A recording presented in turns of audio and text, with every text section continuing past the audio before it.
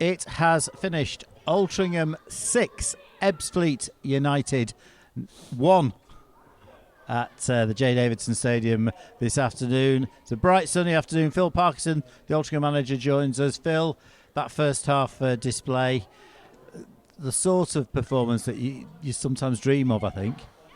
I know, did you ever think we'd be saying 6-1 in the National League? I don't know how many times you've been able to say that, Brian. You'll know better than me in terms of high score lines at this level. It's really difficult to do, but we've certainly got that in us and we're capable of that. And I think previously we've probably been disappointed where we've not converted chances.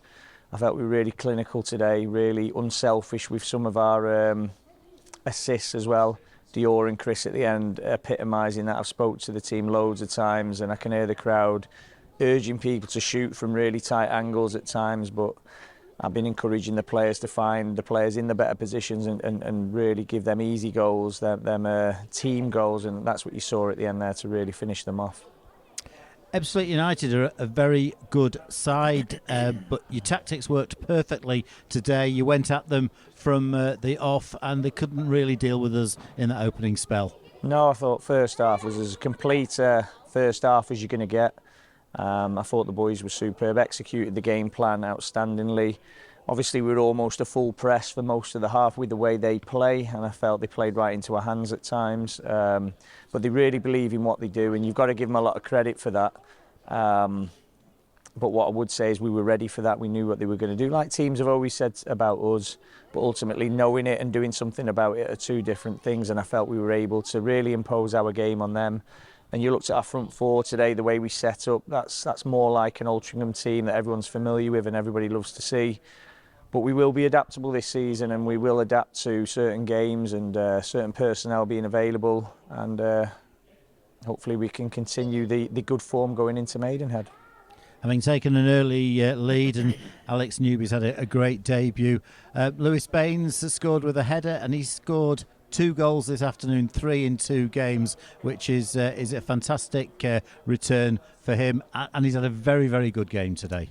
Yeah, Lewis is a prime example of the way it's gone for a lot of players this season, and what we're trying to achieve is when he's come out of the team, has he got the bit between his teeth or is he going to feel sorry for himself? And I think you can see there, everyone can see where he's come out, he's waited his time, we've had a few conversations, and he's come back and he's shown what a good player he is, keeping the ball out of one net and going up the other end. And like you say, scoring 3 in 2 is no mean feat for a centre half. But can he continue with that? That's the big task for Lewis, and I've got no doubt he will. He's a top player and he's just got to go from strength to strength. Now he knows what I want from him. He knows what's required at this level of football. He knows the discipline, and he's at a great age to really kick on in his career if he continues in that form.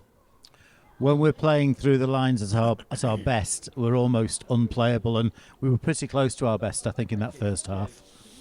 Yeah, I'd agree with you there. I think when you look at the opening 10 games, we had some really tough fixtures, and I think we've done ever so well in a lot of them, and we've put ourselves in a really good space.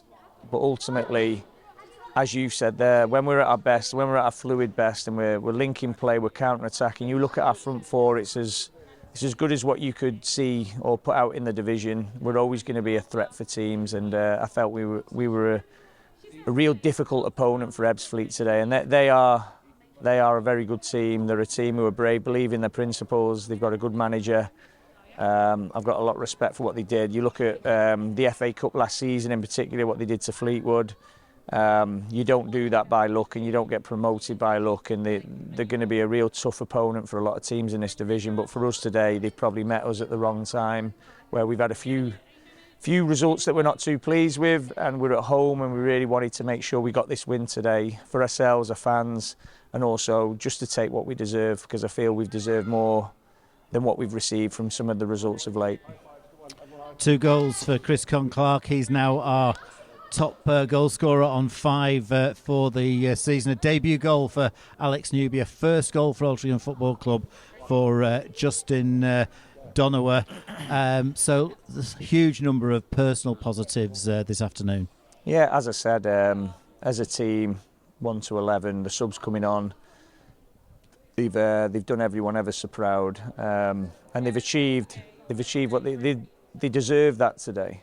We've had a few games where we draw when we should win, we lose when we should draw, because we don't always take a chances. We always create chances, and we could have had even more in the first half. And in the second half, when we weren't at our best, I think the lads had put so much into it, about 60 minutes probably. They come into it, our lads subconsciously might think they've got the game won, but ultimately we could still weather their little bit of a storm. Ethan Ross again, superb with another penalty save. And at 4-2, the game could go a different way, but what we did, we hit them on a counter-attack and really finished them off. Ethan Ross, 3 penalty saves out of 4 this season. That's a magnificent return. And we did finish them off. And the 5th goal, in some ways, was the pick of the goals. Lewis Banks has broken down the right. There's a magnificent flick by Isaac Marriott out to Eddie Jones. Really good delivery from Eddie. And unselfish from Dior, as you've already mentioned.